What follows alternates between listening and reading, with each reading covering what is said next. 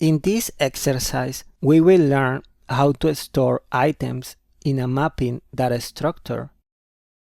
Let's copy the license and the pragma from the other contract, and let's simply write contract advanced storage. So what we are gonna do is we are gonna create a function called register that is basically going to allow anybody to register by providing their address and age. Okay? So let's get started. How do we do this? The first thing we need to do is simply create a function that we're going to call register. That is going to be external since there is no other function calling it. And then we could, let's say, return a simple boolean to tell them that the registration was successful. Now, we were saying that users need to provide their address, which we can call user address, and their age. And if you remember, we are using uint8 for the age. Alright, now the problem is, how do we store this information? Because this information looks like, it's gonna look like a big table, right? Where we have the address of the first person, then the age, let's say a number, and this is going to continue. Address 2, and then another number for the age. Solidity has a data type for that, and it's called a mapping. If we go to the documentation, we can see that mapping types have the syntax mapping, where we specify a key and a value.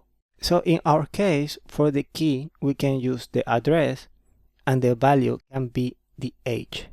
Okay? Alright, so let's declare here, and let's do mapping of address and uint8 call ages. And now we say ages user address is gonna be equals to age. Okay? And in this way, we are assigning to the ages mapping, we are telling to the mapping to use the user address as key, and then the value will be the age that we are passing. Now, we need to return, simply let's say return true, and everything is compiling properly. Let's test. In order to test, we need to deploy the contract. Okay, and now we have the register function. So we can pass an address and age. So here we had some sample addresses. Let's just copy one. I'm gonna put it here, and then I'm gonna specify the value 10. And I'm gonna say transact. Okay, the transaction was successful. And as you can see, it's even returning true. And this is what we are sending. Okay? Now, there are a couple of things that we can do to improve. One of them is we don't have a way to access the values ages. And how can we access these values? If you remember, we can take advantage of the capability of Solidity to auto-generate getters. So we can simply say public, and let's deploy again. Okay, and now we have access to edges. Okay, so if I ask for the age of this address, it's gonna tell me it's 0 because it's the default value for uIn. So let's register that person, and we are gonna pass 10.